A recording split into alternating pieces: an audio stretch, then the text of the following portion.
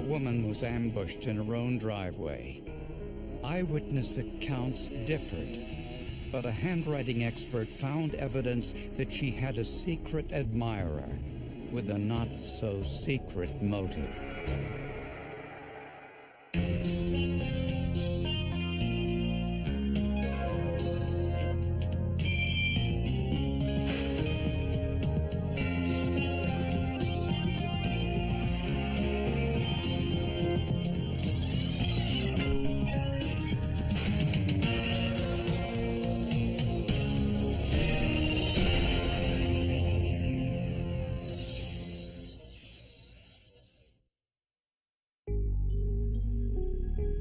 In the 19th century, Manchester, Connecticut was the silk capital of the world. Today, the mills are apartments, and the town is enjoying growth and new investment. I believe population's around 58,000 people. We have a large retail center in the north section of town, which draws a lot of people into that area. Manchester was home for Gail and Doug Islib, who had been married for a little over 3 years. They both had grown children from previous marriages. She was Grammy to anybody. Her grandchildren were her whole world. Even my cousins who have children, they were her grandchildren. We were a very close family, very connected. But in the spring of 1996, Gail's family noticed that she was behaving suspiciously. And I said something to her about it. I said, "Mom, what are you doing hanging blankets from the windows?" And her response to me was, "Well, you never know who could be out there looking in your windows." On another occasion, Gail had refused to let her daughter drive her car. She parked behind me and I said, "Mom, where are your keys?" And she refused to let me take her car. She's like, "Oh, no, just move my car. I don't have enough gas." And she made up one excuse after another. Even a simple phone call set Gail on edge. You could tell when the phone rang, she was nervous about it, about who it might be on the other end. I think that she felt like she was protecting us by not exposing us to any danger that might be around. On April 30th, 1996, Gail ended her shift at the Walmart store around 10 p.m., then drove home. Her husband, Doug, said he heard Gail pull into their driveway. Then he heard a commotion.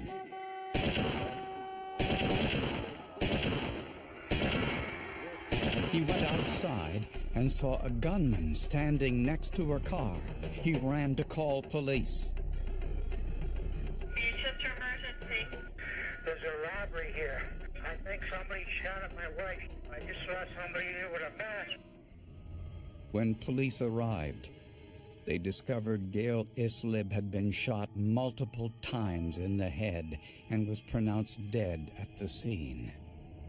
Investigators found 7 .22 caliber shell casings scattered around Gail's car. It was very close and personal, and there was some indication that several of the wounds were close contact type of wounds. And police noticed that Gail's husband, Doug, was holding a .22 caliber revolver, the same caliber weapon used in his wife's murder. Well, naturally, we have a shooting. He's at the scene with a gun. Well,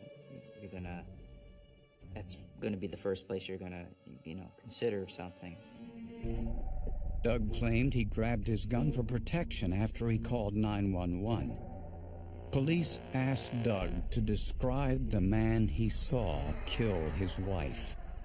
He thought that the subject that he saw in his driveway was a Hispanic male, light-skinned male.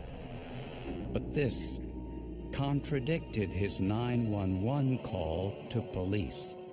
I just saw somebody here with a mask. He also mentioned robbery, but Gail's purse and jewelry were still in her car. Two neighbors corroborated parts of Doug's story. They heard the gunshots and the sound of a car speeding away. Very shocking, especially in this neighborhood. Another witness saw a white car leaving the scene. However, the one thing everyone agreed on was that Gail Islib had no known enemies. You'd never think, gee, somebody must be stalking my mother. I mean, it just never would come to your mind. The first thought in my mind was, how the heck are we going to solve this thing? Because we really, at the beginning, had nothing.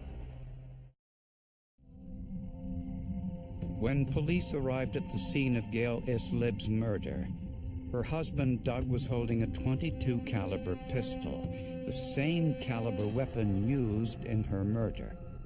But the gun was fully loaded, and this model did not discharge its spent shell casings like the weapon used in the murder, so Doug was eliminated as a suspect. There was no rhyme or reason to it. The Islib seemed to be a husband and wife who were just minding their business, living their lives. Gail was a devoted mother, it's pretty obvious. She was a devoted grandmother. The assailant fired 7 shots at close range. 5 of them struck Gail Islib in the head. One of the things that we looked at was the possibility that maybe perhaps this was a road rage type of incident. Maybe she cut someone off on her way home and, the person wound up driving and taking some shots at her. Family members and friends told investigators that Gail Islib had no known enemies. So they began their investigation by talking to Gail's co-workers. This is a group of crackerjack investigators. Paul Lombardo went to Walmart the next morning, 7 o'clock when the store opened up, and he started interviewing co-workers. Gail worked in the shoe department and told co-workers that a fellow employee had been bothering her. I think some of the words that the employees used were that this person was infatuated with Mrs. Islib and would, just constantly be talking to her and harassing her. The employee was 25-year-old Tyrone Montgomery. He was half of Gail's age, yet that didn't seem to deter him. Montgomery would come in on his days off and hang around the shoe department and follow Gail around when Gail was working. It became obvious that he was drawn to her. And his feelings were unrequited. When police entered Montgomery's home, he wasn't there. But they noticed a white car like the one described by witnesses. It was registered to Montgomery's stepfather. Inside, in the ashtray, police found the remains of a partially burned note and several pages of intact notes. Dogs. Bring mace and duct tape to tie up dog's mouth. Come up with excuse. I'm returning her cake dish. Wipe down all weapons. Get ice pick from grocery store. Get him subdued, then stick ice pick through his ear. It looked like a criminal checklist. But why did it mention using an ice pick to kill a man? Was it possible that the intended target was Gail's husband? At this point, we had no way of talking to him about that. So we had to find other means of tying these notes into Tyrone. So they sent the note to forensic document examiner Jim Streeter, along with known handwriting samples from Tyrone Montgomery's employment application. There were numerous individual handwriting characteristics and habits that I observed. We had the use of almost a cursive J in this print-style writing, and often it almost resembled a letter L, a cursive letter L. That was one letter. There was a consistent use of an entry stroke appearing to the left of the perpendicular in a lowercase e that was consistent throughout the writings of both the question and the note. Streeter concluded that Tyrone Montgomery had written the checklist. But where was he? Investigators learned that he checked himself into a local psychiatric hospital shortly after Gail Islib's murder. Apparently he had made the comment at the hospital that a friend of his had just died and he was feeling suicidal. Or was this a ruse so he wouldn't have to speak with police?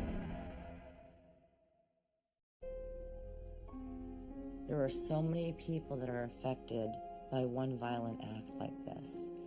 And this happened to take, the center of our world. She was the center of our family. The prime suspect in Gail Islib's murder was her co-worker, 25-year-old Tyrone Montgomery. Tyrone Montgomery apparently worked in a department right next to Mrs. Islib.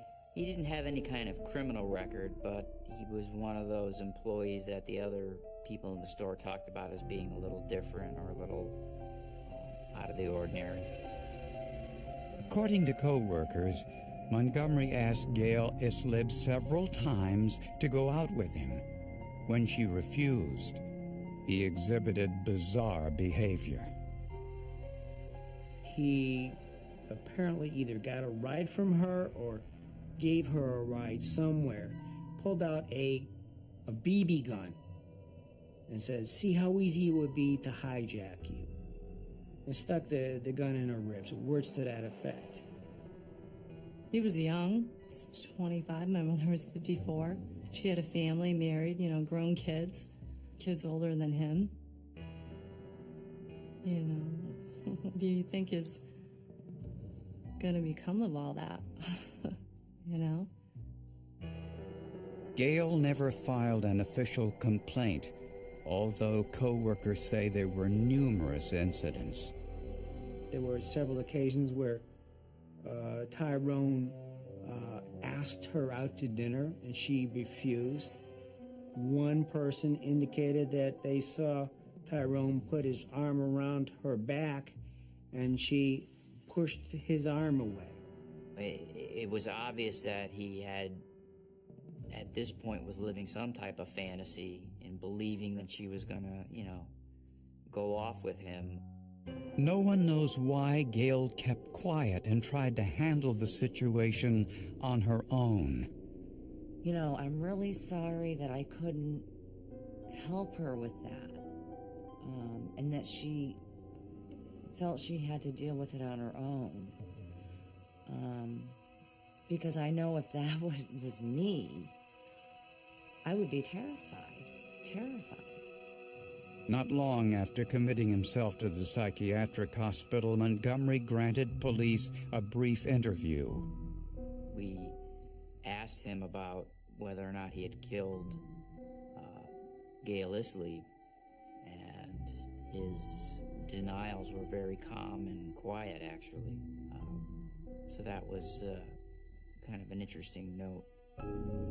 Montgomery ended the interview quickly, so investigators asked the staff for the clothes he was wearing when he checked into the hospital. I guess pursuant to hospital policy, they had laundered the clothing before it was handed over to the Manchester Police Department via search warrant. So any analysis was worthless. But crime scene analyst Virginia Maxwell examined the one item the hospital didn't touch: Montgomery's boots. And when I was examining those work boots, I found a cut in the sole in which there was a glass fragment lodged. We knew that the suspect was probably standing just outside the driver's side window when the first shots were fired at Mrs. Islip, and there was a significant amount of glass on the ground around that area, and this would have indicated that there was some transfer of that glass onto his boots from the crime scene. But as investigators well knew, there is automobile glass on virtually every city street. So Maxwell measured the refractive index of the sample. If you place a rod into a glass of water, it appears that the rod is bent. And that's not because the glass rod is actually bent, it's simply because the speed of light in water is different to the speed of light in air. Therefore, our eye perceives that the glass rod is bent. The extent to which the light changes is known as the refractive index. Maxwell crushed both the glass from Montgomery's boot and the glass from Gale's car. Then placed the samples on separate slides with silicon oil and heated them. When the oil reaches the same refractive index as the glass, the shards seem to disappear. This proved the refractive index of the glass in Gale's car and on Montgomery's boot was the same.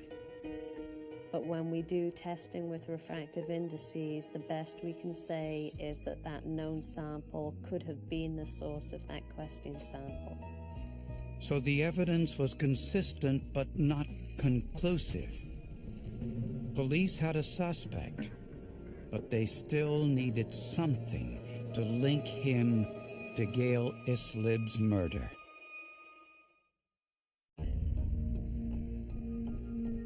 With a warrant, investigators searched Tyrone Montgomery's home, looking for the .22 caliber weapon used in Gale Islip's murder, but they didn't find it. They did, however, find some interesting reading material. We found some indications that he had purchased some books, books on how to be a hitman, and what they were these books on quote-unquote how to commit a murder. We began to find parallels to what he had written in his notes, some of the things he had done prior to the murder.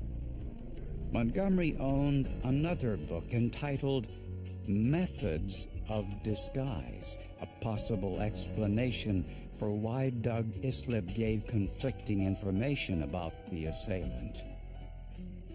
It all began to kind of fit together that, the likelihood of him wearing makeup at the time was probably pretty good.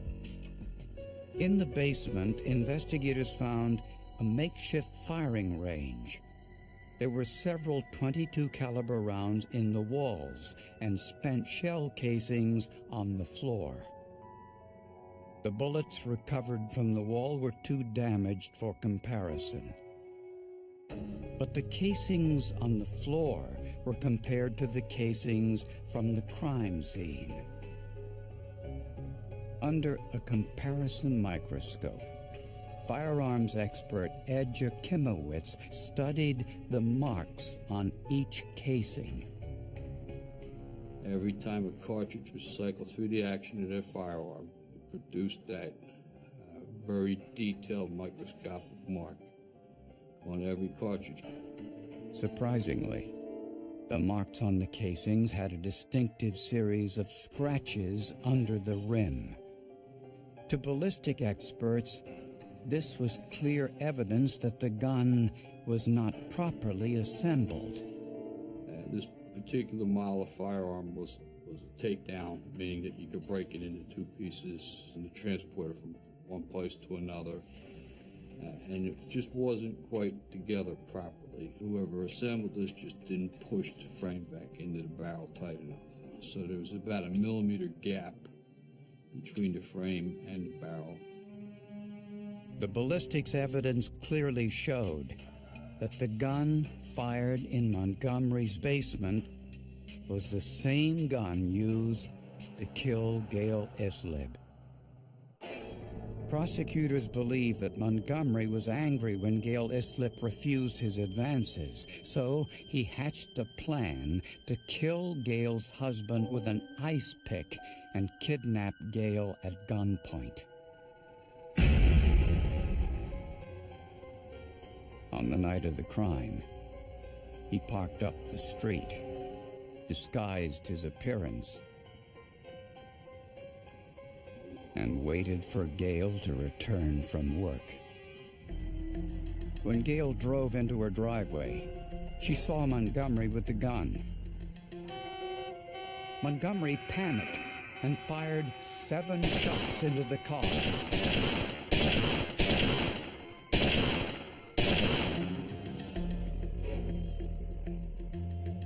As he fled, a tiny piece of glass was embedded in his boot. Handwritten notes in his car, the bullet casings in his basement, and the glass in his boot tied him definitively to the murder. You're finding pieces here and there, and you're starting to fit these pieces together, and that's a really big piece. Tyrone Montgomery was arrested and charged with felony murder. Although police didn't need information on how he got the weapon, they wanted it. So they questioned once again the manager of the gun department at Montgomery's store. And this time, the manager admitted Montgomery bought a .22 caliber rifle shortly before Gail Islib's murder. Montgomery told him he wanted it for hunting. I don't think you're going to drop a moose or a deer with a .22 caliber rifle. You might take down a squirrel, you might take down a rabbit, you might take down a pheasant if you're a very good shot, but you're not going to take out any kind of animals, game animals in this part of the country with a .22 caliber rifle. When the manager learned Gail Islib was killed with a .22 caliber weapon, he panicked and changed the store's logbook. What it would have done for Montgomery was it would have given him a gun that was untraceable, because there would have been no record of that gun having been sold at that store. Now that police had the serial number, they found the rifle in the possession of a local man who had bought it as a second-hand gun. Ballistic tests proved this was the murder weapon, and it had been assembled improperly.